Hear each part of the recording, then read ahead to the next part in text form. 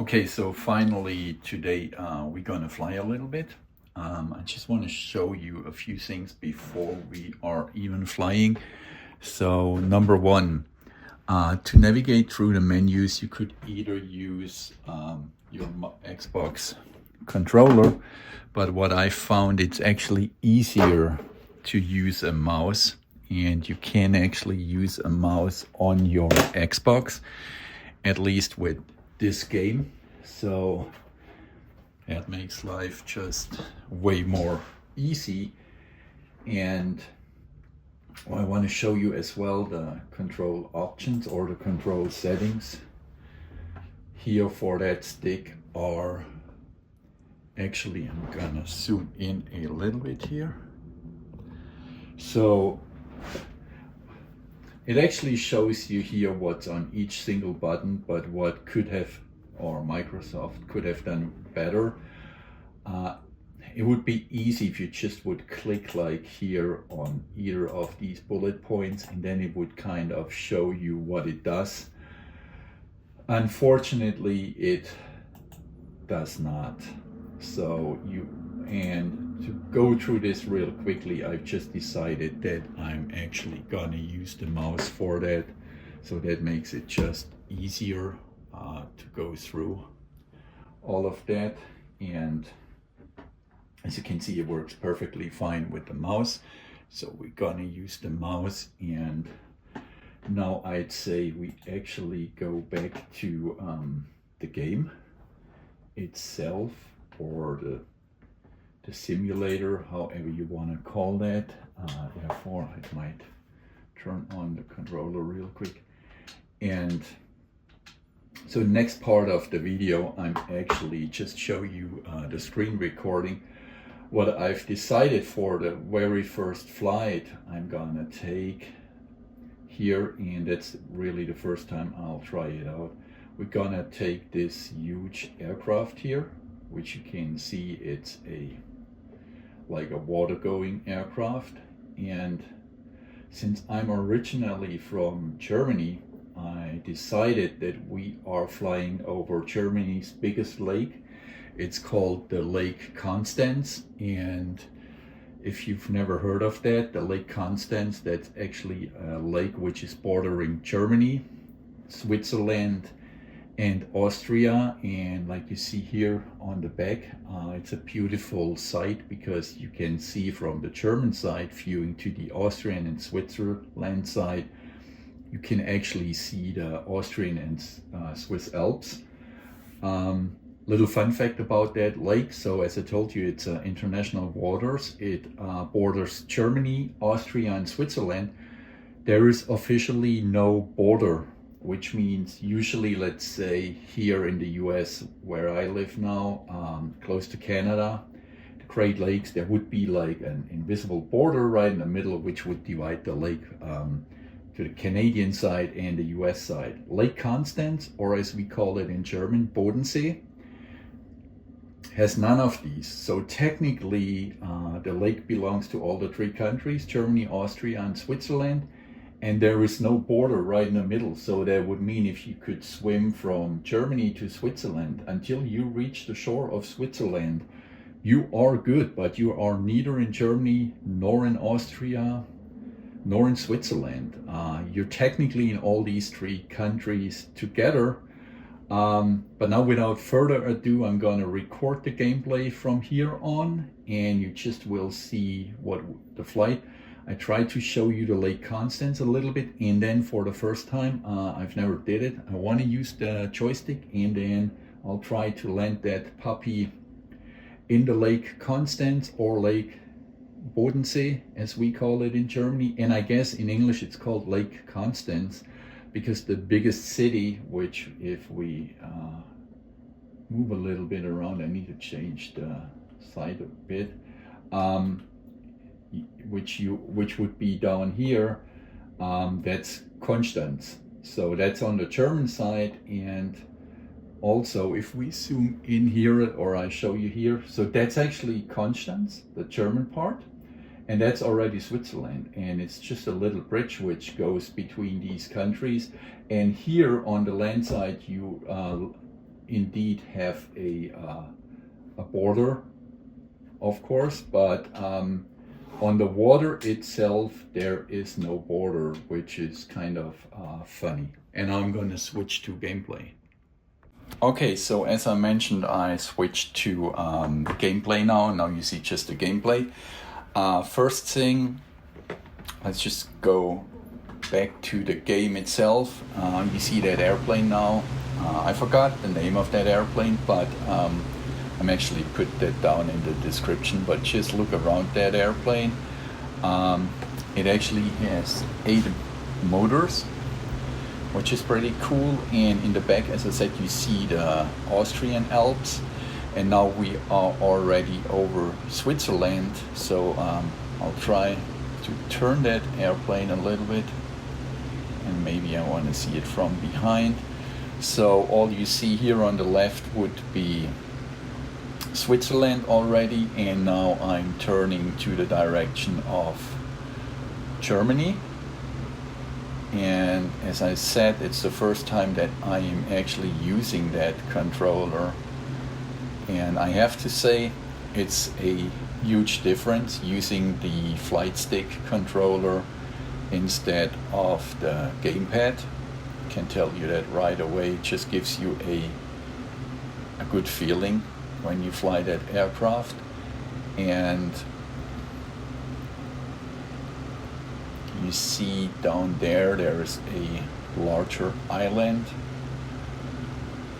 As far as I know, that's on the German side, and I guess it's maybe the Insel or island called Mainau.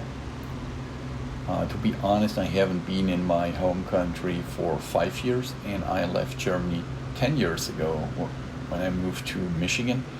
But that's actually my state we are soon flying over. So the state is called Baden-Württemberg, and that is the state which is bordering Bavaria, and my state is also bordering Switzerland and also France. So when I speak German, either standard German, but when I'm at home, I'm actually speaking a dialect called Swabian. And the Swabian dialect is highly influenced by the French language, as I said, since we are bordering France. And also, how should I put that? We have like influence from, let's say, the Swiss German a little bit. And so whenever you come from the south, either from Bavaria or from Baden-Württemberg, you have kind of a strong accent even in Germany. So I have an accent, of course, a German accent, living here in the States now, but even in my home country in Germany, everybody would recognize immediately that I am from the Stuttgart area. And by the way, since I was born only a few miles away from Stuttgart and lived in the Stuttgart area all my life before I moved to Michigan, to this wonderful state, I'm planning to make the second video where I want to show you guys the Mercedes-Benz factories which are all around Stuttgart, and also the Porsche factory. And I just worked like a mile away from the Porsche factory when I was living in Germany. So now we are over the city of Constance. Right here, that's to our left. You see that one which is reads Peterhausen. And on the right side, Münsterlingen. That's on the right side. That's already Switzerland. And now the recording stopped. Give me a second. So that's pretty annoying. The recording stopped. Xbox has that weird problem since a few months that even if you have a fast USB drive, it always tells you that the recording stops because the drive is too slow.